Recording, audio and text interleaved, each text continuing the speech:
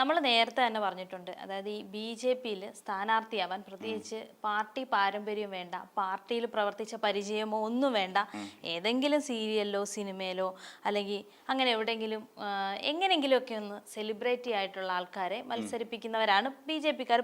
പൊതുവേ ആ ഒരു ട്രെൻഡ് കോൺഗ്രസ്സുകാരും ഇടയ്ക്ക് ഇങ്ങനെ ഫോളോ ചെയ്യുന്നുണ്ട്. ഇപ്പോൾ എനിക്കൊന്ന് ഈ വരാൻ പോകുന്ന നിയമസഭാ തെരഞ്ഞെടുപ്പിൽ എന്തായാലും ഉറപ്പായിട്ടും കാണും. അപ്പോൾ അങ്ങനെ വരുമ്പം ഇപ്പം പുതിയൊരു ഇൻഫോർമേഷൻ, പുതിയൊരു വിവരം പുറത്തു വന്നിരിക്കുന്നത് BJP-യുടെ സ്ഥാനാർത്ഥികളും, അതായത് NDA സ്ഥാനാർത്ഥികൾ. തൃപ്പൂണിത്തുറയിൽ നമ്മൾ വിചാരിച്ചിരുന്നത് 2020 വരും, സാബുവും ജേക്കബ് എന്നുള്ളതായിരുന്നു ഉണ്ടായിരുന്നത്. പക്ഷേ പുള്ളിക്ക് ഇപ്പോൾ മത്സരിക്കാൻ താല്പര്യമില്ല, പകരം അവിടെ മത്സരിക്കാൻ പോകുന്നത് നടി ശ്വേതാ മേനോനാണ് എന്നുള്ളൊരു വാർത്ത വരുന്നു. പിന്നെ നെടുമങ്ങാട് യുവരാജ് ഗോകുലും മത്സരിക്കുന്നുണ്ട്. പിന്നെ കാഞ്ഞിരപ്പള്ളിയിൽ ജോർജ് കുര്യന് മത്സരിക്കുന്നു. വട്ടിയൂർക്കാവിൽ ശ്രീലേഖ പണി തുടങ്ങി, അതായത് പോസ്റ്ററൊക്കെ ഈ ശ്രീലേഖ പിന്നെ ആദ്യമേ ചുമരെഴുത്താണല്ലോ, പിന്നീട് തിരുത്തേണ്ടി വരുമായിരിക്കും എന്ന് വിചാരിക്കുന്നു. അപ്പൊ ശ്രീലേഖ ചുവരെഴുത്തും ഒക്കെ തുടങ്ങിയിട്ടുണ്ട്. കുട്ടനാട് തുഷാർ വെള്ളാപ്പള്ളി ഇങ്ങനെയുള്ള ഒരു സാധ്യതയാണ് ഇപ്പൊ കാണുന്നത്. ഔദ്യോഗികമായ പ്രഖ്യാപനങ്ങളൊന്നും വന്നിട്ടില്ല. ഈ വാർത്തകൾക്കെതിരെ ഒരു BJP നേതാവും ഇതുവരെ പ്രതികരിച്ചിട്ടില്ല. നിലവില് കഴിഞ്ഞ തവണത്തെയൊക്കെ നമ്മുടെ സുരേന്ദ്രൻ ചേട്ടൻ ഉണ്ടല്ലോ, അപ്പൊ മഞ്ചേശ്വരത്ത് മത്സരിക്കുകയും കഴിഞ്ഞ തവണ പത്തനംതിട്ടയ്ക്കൂടെ ഒരു കൈ നോക്കിയിരുന്നു. രണ്ടിടത്തേക്ക് പറന്ന് നടന്ന് മത്സരിച്ച ഒരാളാണ്. എനിക്കൊന്ന് ആറന്മുള മറ്റോ ആയിരുന്നു തോന്നുന്നു. അപ്പം സുരേന്ദ്രേട്ടൻ ഇതിനു മുമ്പ് കഴിഞ്ഞ തവണത്തെ തെരഞ്ഞെടുപ്പുമായി ബന്ധപ്പെട്ടുകൊണ്ട് 35 സീറ്റ് പറഞ്ഞിരുന്നു. 35 സീറ്റ് പിടിക്കും BJP എന്നുള്ള കാര്യം ഉറപ്പിച്ച് പറഞ്ഞ ഒരാളാണ്. ഇത്തവണ അത് കൂടിയിട്ടുണ്ടെന്ന് തോന്നുന്നു, 40 സീറ്റ് എന്ന്. ഇപ്പം അപ്പം നമ്മളൊന്ന് ആലോചിച്ച് നോക്കൂ, സത്യം പറയാൻ CPM-കാർ പ്രവർത്തിക്കേണ്ടെന്ന് എനിക്ക് പറയാനുള്ളത്. CPM-കാർ ഇനി സ്ഥാനാർത്ഥികളെ നിർത്തരുത്, അല്ലെ LDF സ്ഥാനാർത്ഥികളെ നിർത്തരുത്. കാര്യം എന്താന്ന് പറഞ്ഞു കഴിഞ്ഞാൽ നമ്മുടെ UDF-ല് VD സതീശൻ പറഞ്ഞ അവർക്ക് 100-ന് മുകളിൽ സീറ്റ് കിട്ടും. BJP പറയുന്നവർക്ക് 40 സീറ്റ് കിട്ടും. തീർന്നു. നമ്മുടെ കേരളത്തിലെ ആകെപ്പാടുള്ള നിയോജക മണ്ഡലങ്ങളുടെ എണ്ണം 140. കേരള നിയമസഭയിൽ ആകെപ്പാടെ 140 സീറ്റേ ഉള്ളൂ. അപ്പം BJP-ക്കും 100, പിന്നെ BJP-ക്ക് 40 സീറ്റുമായി, UDF-ന് 100 സീറ്റുമായി. പിന്നെ ഇനി എന്തിനാ CPM വെറുതെ മത്സരിച്ച സമയം കളയുന്നത് എന്തിനാ? ഇല്ല, എന്റെ കാര്യം എന്ന് വെച്ചാൽ കുറെ തെരഞ്ഞെടുപ്പ് ഫണ്ട് ലാഭിക്കാവുന്നേ. CPM-നെ സംബന്ധിച്ചിടത്തോളം അല്ലെങ്കിൽ LDF-നെ സംബന്ധിച്ചിടത്തോളം മത്സരിക്കാതിരുന്നുള്ള ഗുണമെന്ന് വെച്ച് കഴിഞ്ഞാൽ ഫണ്ട് ലാഭിക്കാം. വെറുതെ ഒരു സ്ഥാനാർത്ഥിയെ കെട്ടിയിറക്കി അവിടെ കൊണ്ട് നിർത്തി സ്ഥാനാർത്ഥിക്ക് വേണ്ടി എന്തെല്ലാം പിന്നെ പോസ്റ്റർ അടിക്കണം, ഫ്ലെക്സ് ഒട്ടിക്കണം, പിന്നെ ഈ പറയുന്ന വാഹന പ്രചരണ ജാഥകൾ സംഘടിപ്പിക്കണം, ചുവരെഴുതണം. പിന്നെ ഇത് കൂടാതെ പിന്നെ ഈ പറയുന്ന എന്താ പറയുന്ന മാനിഫെസ്റ്റോ, തെരഞ്ഞെടുപ്പ് പത്രിക, പ്രകടന പത്രിക അടിക്കണം, ഇത് കൊണ്ടൊന്ന് വിതരണം ചെയ്യണം, അവർക്കുള്ള ചെലവ് അത് ഇതെന്നൊക്കെ പറഞ്ഞിട്ട് ഭയങ്കര ചെലവാണ്. ഇലക്ഷൻ കമ്മിറ്റി ഓഫീസുകൾ, ഇതെല്ലാം ഭയങ്കര എക്സ്പെൻഡിച്ചറുള്ള വരുന്നൊരു കാര്യമാണ്. അപ്പം ഇത്രയും കാര്യങ്ങൾ വരുന്ന സാഹചര്യത്തിൽ ഇവർ രണ്ടുപേരും 100-ഉം 40-ഉം വെച്ച് എടുത്തു കഴിഞ്ഞാൽ പിന്നെ അപ്പൊ പ്രതിപക്ഷമായി ഭരണപക്ഷമായി രണ്ടും കഴിഞ്ഞില്ലേ. പിന്നെ ഇടതുപക്ഷം എന്തിനാ മത്സരിക്കുന്നത്? ഇടതുപക്ഷത്തിന് സീറ്റൊന്നും കിട്ടത്തില്ല. അപ്പം ചുരുക്കി പറഞ്ഞ അല്ലേ, കാര്യം 40 സീറ്റ് BJP കൊണ്ടുപോയിക്കണം, അവര് ജയിച്ച്. പിന്നെന്തിനാ വെറുതെ മത്സരിക്കുന്നത്? എന്റെ ഒരു ചോദ്യം, എന്റെ ഒരു സംശയം അതാ. കാര്യം കഴിഞ്ഞ ദിവസം കൂടെ പിന്നെ ഇയാള് പറഞ്ഞ അങ്ങനെയാണ്, VD സതീശൻ പറയുന്നത് 100-ന് മുകളിൽ കിട്ടുമെന്നാ പറഞ്ഞത്. ഇപ്പൊ ഇവർക്ക് 40-ന് മുകളിൽ കിട്ടുമെന്ന് പറയും. ഇത് എങ്ങനെ കണക്ക് സിങ്കാവെന്ന് എനിക്കറിയത്തില്ല. ഇനി സീറ്റിന്റെ എണ്ണം കൂട്ടിയെന്ന് എനിക്കറിയത്തില്ല.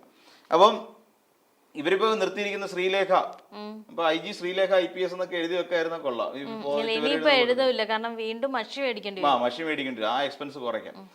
നമ്മൾ ശ്രീലേഖ നിൽക്കുന്ന വട്ടിയൂർക്കാവ് മണ്ഡലം. വട്ടിയൂർക്കാവ് മണ്ഡലത്തിൽ ഇപ്പൊ നിലവിൽ സ്ഥാനാർത്ഥിയായിട്ട് നിൽക്കുന്നത് VK പ്രശാന്താണ്. VK പ്രശാന്തിനെ സംബന്ധിച്ചിടത്തോളം VK പ്രശാന്ത് ഒരു ഡൗൺ ടു എർത്ത് ആയിട്ടുള്ള ഒരു നേതാവാണ്. ഇപ്പം ഇതിനകത്ത് പിന്നെ വേറൊരു രസമുള്ളതെന്ന് പറഞ്ഞാൽ VK പ്രശാന്തിന് വെള്ളയമ്പലത്തിൽ ഒരു ചെറിയ ഓഫീസ് ഉണ്ടായിരുന്നു. ശാസ്ത്രമംഗലം വെള്ളയമ്പലം റോഡിൽ അടുത്തായിട്ട് തന്നെയാണ് ആ ഓഫീസ് വരുന്നത്. അതായത് പിന്നെ അവിടെ നിന്ന് ഇന്ദിരാഭവനിലേക്ക് കുറച്ച് ദൂരം മാത്രമേ ഉള്ളൂ, വാക്കബിൾ ഡിസ്റ്റൻസ് എന്നൊക്കെ നമ്മൾ പറയില്ല, അത്ര ദൂരമുള്ളൂ. അവിടെയാണ് പിന്നെ ഉണ്ടായിരുന്നത്. അത് നഗരസഭയുടെ കെട്ടിടമായിരുന്നു. ഈ ശ്രീലേഖ വന്ന് കയറി കഴിഞ്ഞ സമയത്ത് തന്നെ MLA അവിടെ നിന്ന് ഓടിച്ചു. VK പ്രശാന്തിനോട് പറഞ്ഞ് വേറെ എവിടെയെങ്കിലും പൊയ്ക്കോളാം. പിന്നെ അവിടെ നിന്ന് പുള്ളി നേരെ മരുതൻകുഴി എന്ന് പറയുന്ന അവിടെ നിന്ന് കുറച്ചുകൂടെ പോകാനുണ്ട് മരുതൻകുഴിയിലേക്ക്, ഒരു വണ്ടിയിലൊക്കെ പോകേണ്ടി വരും, നടക്കാൻ ദൂരമല്ല. മരുതൻകുഴിയിലേക്ക് പാവപ്പെട്ടവൻ ഓഫീസ് എടുത്തുകൊണ്ട് പോയി. അപ്പൊ എന്ന് വെച്ച് കഴിഞ്ഞാൽ അവിടെ ചെയ്തതെല്ലാം ദ്രോഹമാണ്. ഇപ്പം VK പ്രശാന്ത് എന്ന് പറയുന്ന ഒരാളെ നമുക്ക് കാണണമെന്നുണ്ടെങ്കിൽ ജസ്റ്റ് നമുക്ക് ഫോൺ വിളിച്ച് പ്രശാന്ത് ഏട്ടാ എവിടെ നിൽക്കുന്നു എന്ന് ചോദിച്ചാൽ മതി. അപ്പോൾ പറയാ എന്റെ സ്ഥലത്തുണ്ട്, ശരി നമുക്കൊന്ന് കാണണമല്ലോ എന്ന് പറഞ്ഞാൽ VK പ്രശാന്ത് എന്ന് പറയുന്ന ഒരു MLA ആ നാട്ടിലുള്ള ചെറുപ്പക്കാർക്കും ആർക്കും വളരെ ആക്സസബിൾ ആയിട്ടുള്ള ഒരു നേതാവാണ്. ഏത് സമയത്തും കാണാം. മിക്കവാറും മണ്ഡലത്തിന്റെ എല്ലാ ഭാഗങ്ങളിലും VK പ്രശാന്ത് ഉണ്ടാവും. പിന്നെ തന്നെയല്ല, അവിടെ ഒരു വട്ടിയൂർക്കാവിലെ ഒരു വോട്ടിങ്ങിന്റെ ഒരു പ്രധാനപ്പെട്ട പ്രശ്നം എന്ന് വെച്ച് കഴിഞ്ഞാൽ കുറച്ച് സിറ്റിയോട് ചേർന്ന് നിൽക്കുന്ന ഒരു മണ്ഡലം കൂടി ആയതുകൊണ്ട് തന്നെ, അല്ലെ സിറ്റിക്കകത്ത് ഉൾപ്പെടുന്ന ഒരു മണ്ഡലം കൂടി ആയതുകൊണ്ട് തന്നെ അവിടെ കുറച്ച് പുറമേക്ക് വരുന്ന ചില സാമുദായിക വോട്ടിൻ്റെ ഒരു കളി കൂടി ഈ വട്ടിയൂർക്കാവ് മണ്ഡലത്തിലുണ്ട് എന്നുള്ളതാണ് ഒരു വാസ്തവം. അപ്പോൾ അവിടെ നോക്കുമ്പോൾ ശ്രീലേഖ മത്സരിക്കാനായിട്ട് ഇറങ്ങുന്നു. നേരത്തെ അവിടെ പറഞ്ഞിരുന്നത് എനിക്കൊന്ന് പിന്നെ പത്മജ വേണുഗോപാലിനെ ആയിരുന്നു. കാര്യം കെ മുരളീധരൻ അവിടെ മത്സരത്തിന് ഇറങ്ങുന്നുണ്ട്. കെ മുരളീധരൻ അവിടെ നിന്ന് തോറ്റു, തൃശ്ശൂരിൽ നിന്ന് തോറ്റു. അവിടെ നിന്നിട്ട് പിന്നീട് മത്സരിക്കാൻ ഇറങ്ങുന്ന വട്ടിയൂർക്കാവിലാണ്. അന്ന് തന്നെ അദ്ദേഹം തിരുവനന്തപുരത്തേക്ക് വണ്ടി കയറി ആര്യനാട് തുടങ്ങിയ മേഖലകളൊക്കെ ആയിട്ട് ബന്ധപ്പെട്ടുകൊണ്ട് കുറച്ചധികം അവിടുത്തെ സാധാരണ പ്രവർത്തകരുമായി കുറച്ച് കഞ്ഞി കുടിക്കാനും കപ്പ കഴിക്കാനും ഒക്കെ ആയിട്ട് പുള്ളി സമയം കണ്ടെത്തുകയൊക്കെ ചെയ്തു. അതിനുശേഷം പുള്ളി വട്ടിയൂർക്കാവിൽ സ്ഥിരമാക്കിക്കൊണ്ട്, പുള്ളിക്ക് വട്ടിയൂർക്കാവ് വീടുണ്ട്, അപ്പോൾ വട്ടിയൂർക്കാവുമായിട്ട് ബന്ധപ്പെട്ടുകൊണ്ടുള്ള ചെറിയ ചെറിയ പ്രവർത്തനങ്ങളായിട്ട് ബന്ധപ്പെട്ട് അദ്ദേഹം ഇങ്ങനെ നിൽക്കുന്നുണ്ട്. അപ്പോൾ ഇവർ 3 പേരും അവിടുത്തെ ശരിക്കും പറഞ്ഞ സ്ട്രോങ് ഫേസുകളാണ്. ഇവർ 3 പേരെ നമ്മൾ ഒരു രാഷ്ട്രീയത്തിന് അതീതമായി ചിന്തിക്കുമ്പോൾ 3 പേർക്കും 3 രീതിയിലുള്ള പ്രസക്തി ഉണ്ട് അവിടെ. ഇതിനു മുമ്പ് വട്ടിയൂർക്കാവിൽ നിന്ന് ജയിച്ച ഒരാൾ തന്നെയാണ് നമ്മുടെ പിന്നെ കെ മുരളീധരൻ. അപ്പോൾ അതുകൊണ്ട് അദ്ദേഹത്തിന് സാധ്യതയുണ്ട്. പക്ഷേ എനിക്ക് ഒട്ടും മനസ്സിലാവാത്തൊരു കാര്യം, ശ്രീലേഖ എന്തിനവിടെ മത്സരിക്കുന്നു എന്നുള്ളതാണ്. ശ്രീലേഖയെ സംബന്ധിച്ചിടത്തോളം പാർട്ടിക്കാർക്ക് പോലും വേണ്ട. എന്ന് വെച്ചാൽ വലിയ ഒരു ഞാൻ പറയില്ല, പ്രധാനമന്ത്രി നരേന്ദ്രമോദി തിരുവനന്തപുരത്ത് ഒരു പരിപാടിയിൽ പങ്കെടുക്കാൻ വരുമ്പോൾ സ്വാഭാവികമായും അവിടെയുള്ള ഏതെങ്കിലും കയ്യെ രാഖി കെട്ടിയ ഏതൊരു നേതാവും സ്വയമേ അവിടെ അടുത്തിരിക്കുന്ന ഒരുത്തൻ്റെ തോളെ കിടക്കുന്ന ഈ പിന്നെ കാവിഷാളെങ്കിലും എടുത്ത് കഴുത്തിയിട്ടുകൊണ്ട് നേരെ അവിടെ ചെല്ലും. അത് പിന്നെ എല്ലാ രാഷ്ട്രീയ പാർട്ടിയിലുള്ളൊരു പ്രശ്നമാണ്. കാവിഷാൽ ഇട്ടില്ലെങ്കിൽ BJP-കാരനാന്ന് തോന്നത്തില്ല അവർക്ക്. അപ്പൊ അതുകൊണ്ട് അവര് പ്രധാനമന്ത്രി വരുമ്പോൾ പോയി കാണണമല്ലോ. ഇവിടെ എന്താ പ്രോട്ടോകോൾ പാലിച്ചു.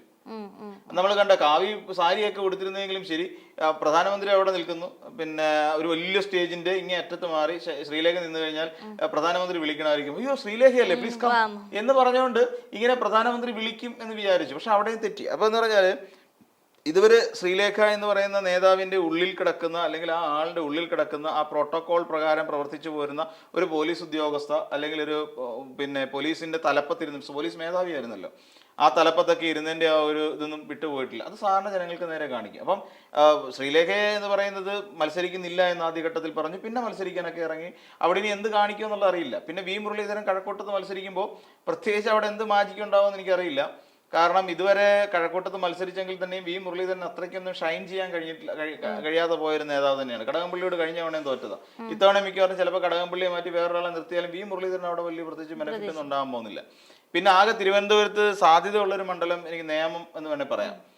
ഇനിയിപ്പം വേറൊരു കാര്യം കൂടി, നിയമത്തിന് ഇപ്പം കെ മുരളീധരനെ കൊണ്ടിടുമോയെന്ന് അറിയാൻ പറ്റത്തില്ല. കെ മുരളീധരനെ പലപ്പോഴും വടകര സ്ഥിരം സീറ്റായിരുന്നു, വടകര മണ്ഡലം പിന്നെ കെ മുരളീധരൻ്റെ. പക്ഷേ കെ മുരളീധരനെ കോൺഗ്രസ്സുകാർ കൊണ്ടുവന്ന് തൃശ്ശൂർ ഏറ്റവും അവസാന ലാപ്പിലാണ് കൊണ്ടുവന്ന് തൃശ്ശൂരേക്ക് ഇറക്കുന്നത് എന്ന് പറയുന്ന പോലെ, ഏറ്റവും അവസാനത്തെ ലാപ്പിൽ പിന്നെ AICC പറയും, അതെ പിന്നെ മുരളീധരൻ ഇവിടെ മത്സരിക്കേണ്ട, നമുക്ക് ഒരു ശക്തനായ ഒരു സ്ഥാനാർത്ഥിയെ വേണം അവിടെ ഇയാളെ നേരിടാൻ, രാജീവ് ചന്ദ്രശേഖരനെ നേരിടാൻ എന്ന് പറഞ്ഞിട്ട് ചിലപ്പോൾ നിയമത്തേക്ക് കൊണ്ടിറക്കാനുള്ള സാധ്യതയുണ്ട്. അപ്പം കെ മുരളീധരന്റെ കാര്യത്തിൽ നമുക്കിപ്പോഴും അവസാന ലാപ്പിൽ, അത് വോട്ടിന്റെ തലേ ദിവസം മാത്രമേ നമുക്ക് അറിയാൻ പറ്റൂ കെ മുരളീധരൻ വട്ടിയൂർക്കാവ് സ്ഥാനാർത്ഥിയാണോ ഇനി നേമത്തെയാണോ എന്ന്. പക്ഷേ രാജീവ് ചന്ദ്രശേഖർ പണി തുടങ്ങിയിട്ടുണ്ട്. രാജീവ് ചന്ദ്രശേഖർ അവിടെ ഇറങ്ങി എല്ലാവരും കാണുകയും എടുക്കുകയൊക്കെ ചെയ്യുന്നുണ്ട്. പക്ഷേ ശിവൻകുട്ടി ശക്തനായ ഒരു നേതാവ് തന്നെയാണ്, അക്കാര്യത്തിൽ യാതൊരു സംശയമില്ല. അദ്ദേഹം കഴിഞ്ഞ 5 വർഷക്കാലം കേരളത്തിന് വേണ്ടി നടത്തിയ സംഭാവനകൾ പരിഗണിക്കുകയാണെങ്കിൽ തീർച്ചയായിട്ടും അവിടെ ശിവൻകുട്ടിക്ക് തന്നെയാണ് പ്രാധാന്യം. അപ്പം അല്ലാതെ രാജീവ് ചന്ദ്രശേഖരനൊന്നുമല്ല. പിന്നെ ശശി തരൂരിനെ ചിലപ്പോൾ അവിടെ ഇറക്കാനുള്ള സാധ്യത കൂടി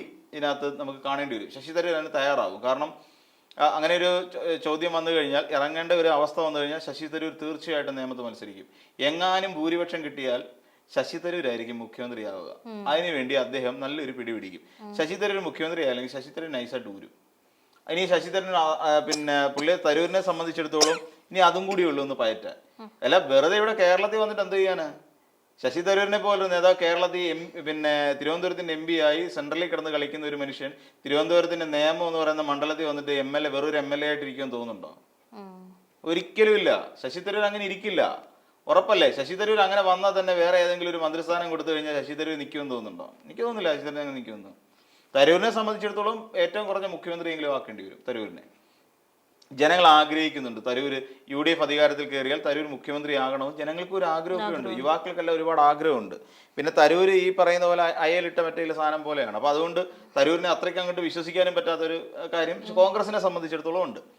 പിന്നെ നമ്മൾ ഇങ്ങോട്ട് വന്നു കഴിഞ്ഞാൽ ഇപ്പം നെടുമങ്ങാട് ഗോകുൽ യുവരാജ് അല്ലേ, ഗോകുൽ യുവരാജ് എന്ന് പറയുന്ന ചെറുപ്പക്കാരന് എന്തിനാണ് അങ്ങനെയൊക്കെ ആൾക്കാരെ നെടുമങ്ങാടൊക്കെ കൊണ്ടുവരുന്നത്? നെടുമങ്ങാട് എന്ന് പറഞ്ഞാൽ ഇപ്പം നിലവിൽ GRNലാണ് അവിടെ നിൽക്കുന്നത്. അപ്പം അങ്ങനെയുള്ള ഒരു മണ്ഡലത്തിൽ പറയുന്ന വലിയൊരു മുന്നേറ്റമൊന്നും BJP ക്ക് ഉണ്ടാക്കാൻ സാധിച്ചിട്ടില്ല എന്നാണ് എൻ്റെ ഒരു വിശ്വാസം.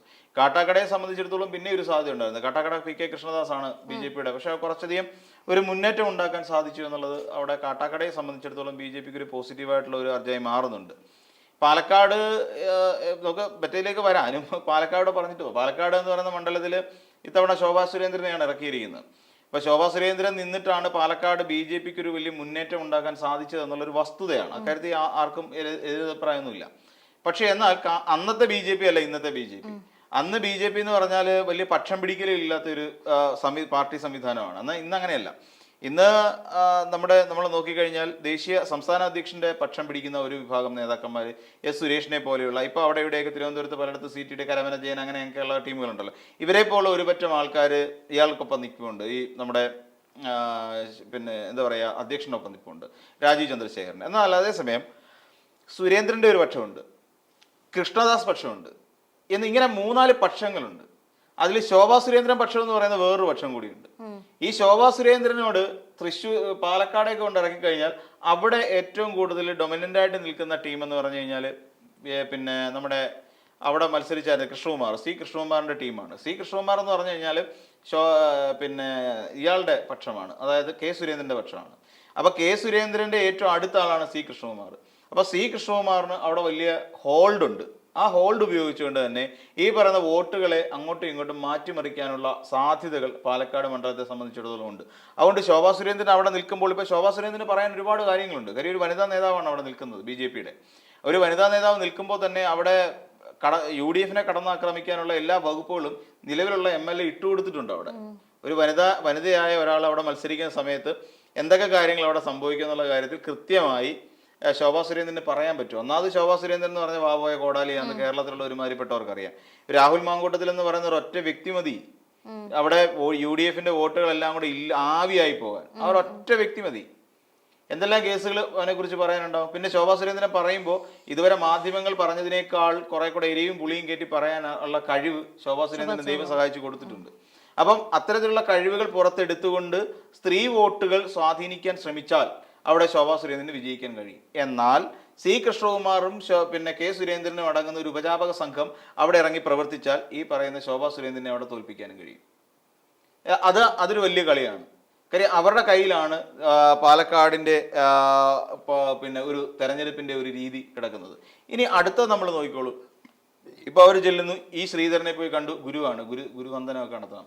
കാര്യം മുൻ MLA ആണ്. MLA ഓഫീസൊക്കെ പട്ടാമ്പിലൊക്കെ ഓപ്പൺ ചെയ്ത് ഇപ്പം അതിവേഗ റെയിൽ സർവീസ് തുടങ്ങാൻ വേണ്ടിയിട്ട് ഓഫീസൊക്കെ തുറന്നിട്ടിട്ട് അതിവേഗ റെയിൽ ഇപ്പം ഈ ശ്രീധരൻ കേരളത്തിൽ സാധ്യമാക്കുമെന്ന് പറഞ്ഞു. പക്ഷേ ഡൽഹിയിലുള്ളവരാരും ഇക്കാര്യം എന്ന് പറഞ്ഞിട്ടില്ല. അപ്പൊ അങ്ങനെ ഒരു ഗുണമുണ്ട്. അപ്പൊ അങ്ങനെ ഈ ശ്രീധരനെ പോയി കണ്ടു, അദ്ദേഹത്തിനോട് കാര്യങ്ങളൊക്കെ സംസാരിച്ചെല്ലാം സെറ്റിലാക്കി പുള്ളിക്കാരി ഇപ്പം പ്രചരണം തുടങ്ങാനുള്ള പരിപാടി നിൽക്കുകയാണ്. ഇനി ഇങ്ങോട്ട് നോക്കൂ, ശ്വേതാ മേനോൻ ഭയങ്കര പോപ്പുലർ ആയിട്ടുള്ള ഒരു നേതാവാണ്. തൃപ്പൂണിത്തുറ പോലൊരു മണ്ഡലത്തിൽ ശ്വേതാ മേനോനെ എന്താണ് അവർ ഉദ്ദേശിക്കുന്നതെന്ന് മനസ്സിലാവുന്നില്ല. അതായത് മേജർ രവിയുടെ ഒരു പ്രസ്താവന ഉണ്ടായിരുന്നു, ഇവരുടെ ഈ സിനിമ മേഖലയിൽ നിന്നുള്ള ആ ഒരു പോപ്പുലാരിറ്റി ഗുണം ചെയ്യുമെന്നാണ് മേജർ രവിയെ പോലെയുള്ള ഒരു രാഷ്ട്രീയ വിചക്ഷണനെ കുറിച്ച് പറയുന്നത്. മേജർ രവി എന്ന് പറയുന്ന ഒരാള് പുള്ളി ഭയങ്കര എനിക്ക് തോന്നുന്നു പുള്ളി കുറച്ചുകൂടെ ഒക്കെ ആയിക്കഴിഞ്ഞാൽ നരേന്ദ്രമോദിക്ക് ഒപ്പം എത്തി നിൽക്കാൻ പറ്റുന്ന ഒരു നേതാവാണ്. കാര്യം അത്രത്തോളം രാഷ്ട്രീയമായ അറിവും രാഷ്ട്രീയ പാരമ്പര്യവും BJP എന്ന് പറയുന്ന പാർട്ടിയിൽ കിടന്ന് ശരിക്കും വിഹരിച്ചതിൻ്റെയൊക്കെ ഒരു തഴമ്പ് പുള്ളിയുടെ കൈകളിലുണ്ട്. അപ്പൊ അതുകൊണ്ട് മേജർ രവി എന്ന് പറയുന്ന ഒരു നേതാവ് പറഞ്ഞാൽ പിന്നെ അതിന് അപ്പീലില്ല. ശ്വേതാ മേനോൻ സിനിമയിലൊക്കെ അഭിനയിച്ചുകൊണ്ട് ശ്വേതാ മേനോനോട് ജനങ്ങൾക്ക് വലിയൊരു താല്പര്യമുണ്ട്. കാരണം എന്ന് വെച്ചാൽ ശ്വേത നല്ലൊരു നടിയാണ്. അതുപോലെ ഒരുപാട് രാഷ്ട്രീയ പാരമ്പര്യമുണ്ട്. ശ്വേതാ മേനോൻ ഇപ്പം എനിക്ക് തോന്നുന്നു ഇവിടെ നിന്ന് MP ഒക്കെ ആയിട്ടുണ്ടായിരുന്നു തോന്നുന്നു. കേരളത്തിൽ നിന്ന് കഴിഞ്ഞ അങ്ങേ തവണ എങ്ങാണ്ട് BJP-യുടെ MP ഒക്കെ ആയിരുന്നു. എനിക്ക് അങ്ങനെയൊക്കെയുള്ള പ്രസക്തിയൊക്കെ ഉണ്ട്. അപ്പൊ അത്രയ്ക്ക് രാഷ്ട്രീയം അറിയാവുന്നവരെ തന്നെ പിടിച്ചു നിർത്തിയിരിക്കുന്നത്. ശ്വേതാ മേനോൻ എന്നൊക്കെ പറഞ്ഞാൽ ഭയങ്കര രാഷ്ട്രീയം. ഇപ്പം ഇനി ഇവിടുന്ന് കയറി നിയമസഭാംഗം ആയി കഴിഞ്ഞാൽ നിയമസഭ നിന്ന് കത്തും. അത്രയ്ക്ക് ഘോരം പ്രസംഗിക്കാനുള്ള കഴിവുകളുണ്ട്. ഒരു കാര്യത്തെക്കുറിച്ച് ജനങ്ങൾക്കിടയിൽ സാധാരണക്കാരായ അവിടുത്തെ പട്ടിണിപ്പാവങ്ങളുടെയും പാർശ്വവൽക്കരിക്കപ്പെട്ടവരുടെയൊക്കെ ഇടയിൽ ഇറങ്ങി പ്രവർത്തിച്ച് അവരുടെ കണ്ണുനീരൊപ്പിയിട്ടൊക്കെയുള്ള നല്ലൊരു രാഷ്ട്രീയ ജനസേവന പാരമ്പര്യം അവകാശപ്പെടാൻ കഴിവുള്ള ഒരു നേതാവാണ് ശ്വേതാ മേനോൻ. അപ്പൊ ശ്വേതാ മേനോനൊക്കെ തൃപ്പൂണിത്തുറയിൽ നിന്ന് മത്സരിച്ചിട്ട് നിയമസഭയിലെത്തി പറ്റിയാൽ ഭൂരിപക്ഷം കിട്ടിയ മന്ത്രി വരെ ആവാം. അപ്പൊ അതിനൊക്കെ അത് പിന്നോക്കക്ഷേമ വകുപ്പിലൊക്കെ അവർക്ക് കൊടുക്കാം. കാര്യം പണ്ട് ഇവര് പറഞ്ഞ പിന്നെ ഇയാൾ പറഞ്ഞ അങ്ങനെയല്ലേ, സുരേഷ് ഗോപി പറഞ്ഞ അങ്ങനെയല്ലേ, ഒരു ഉന്നത കുല ജാതന് വേണം എപ്പോഴും പിന്നോക്കക്ഷേമ വകുപ്പ് കൊടുക്കാൻ എന്നാണ് അദ്ദേഹം പറഞ്ഞത്. അപ്പൊ അതുകൊണ്ട് ശ്വേതാ മേനോൻ ആ പേരിനോട് ചേർത്തിട്ട് ഉന്നത കുല ജാതയാണ് എന്നുള്ളതിന്റെ ഒരു തെളിവൊക്കെ ഉണ്ടല്ലോ. അപ്പൊ അതുകൊണ്ട് ശ്വേതാ മേനോന് തന്നെ അത്രത്തോളം കഴിവുള്ള ഒരു നേതാവാണ്. ഒരുപക്ഷെ നാളെ പിന്നെ ഒരു ചരിത്രം വരികയാണെങ്കിൽ ഒരുപക്ഷെ രാജ്യത്തിന്റെ പ്രധാനമന്ത്രി എന്നുള്ള നിലയിലേക്ക് വരെ എത്താൻ പാകത്തിലുള്ള ഒരു രാഷ്ട്രീയ പ്രവർത്തന പാരമ്പര്യമൊക്കെ അവകാശപ്പെടാൻ കഴിയുന്ന ഒരു നേതാവ് തന്നെയാണ് ശ്വേതാ മേനോൻ. പിന്നെ തുഷാർ വെള്ളാപ്പള്ളിയെ കുറിച്ച് നമുക്ക് ഒരുപാട് നമ്മൾ പറയേണ്ട ആവശ്യമില്ല. തുഷാർ വെള്ളാപ്പള്ളി എന്ന് പറയുന്ന ഒരു നേതാവിനെ കുറിച്ച് അദ്ദേഹം നമ്മുടെ നാടിന്, നമ്മുടെ എസ്പെഷ്യലി കേരളത്തിന് വേണ്ടിയിട്ട് അദ്ദേഹം നൽകിയിട്ടുള്ള, അദ്ദേഹത്തിന്റെ പിതാവും കൂടി നമ്മുടെ സംസ്ഥാനത്തിന് നൽകിയിട്ടുള്ള സംഭാവനകളൊന്നും നമുക്ക് മറന്നു കളയാൻ പറ്റുന്ന കാര്യങ്ങളൊന്നും അല്ല. അതോടൊപ്പം തന്നെ പിന്നെ അവരുടെ സമുദായത്തിന് അവർ നൽകിയിട്ടുള്ള സംഭാവനകൾ നമ്മൾ മറന്നു കളയാൻ പാടില്ല. അങ്ങനെ തുടങ്ങി ഒരുപാട് പ്ലസ് പോയിന്റ്സുകളുള്ള എല്ലാവരും നല്ല പിന്നെ എന്താ പറയുക കഴിവുറ്റ നേതാക്കന്മാരെയാണ് ശരിക്കും ഇത്തവണ BJP തെരഞ്ഞെടുത്ത് നിർത്തിയിരിക്കുന്നത് എന്നുള്ള ഓർക്കുമ്പോഴാണ് നമുക്ക് BJPയുടെ ഈ പറയുന്ന 40 സീറ്റുകൾ ഉറപ്പായും കേരളത്തിൽ പിടിക്കും. പിന്നെ ബാക്കി 100 സീറ്റ് UDF പിടിച്ച് 40 സീറ്റ് പിടിച്ചിട്ട് അവർ ഭരണവും പ്രതിപക്ഷവും ഇങ്ങനെ ഹാൻഡിൽ ചെയ്യുക എന്നുള്ള കാര്യത്തിൽ യാതൊരു സംശയമില്ല. അപ്പം ഈ വരുന്ന 2026 തെരഞ്ഞെടുപ്പിൽ തന്നെ BJP പ്രധാന പ്രതിപക്ഷവും UDF അധികാരത്തിൽ കയറും. 100 സീറ്റ് 140 സീറ്റ് കഴിഞ്ഞു. അത്രയാണ്. ഇതാണ് ഇപ്പോഴത്തെ ഈ സീറ്റ് നിർണയത്തിന്റെ ഏറ്റവും പ്രധാനപ്പെട്ട ഒരു കോർ എന്ന് പറഞ്ഞത്.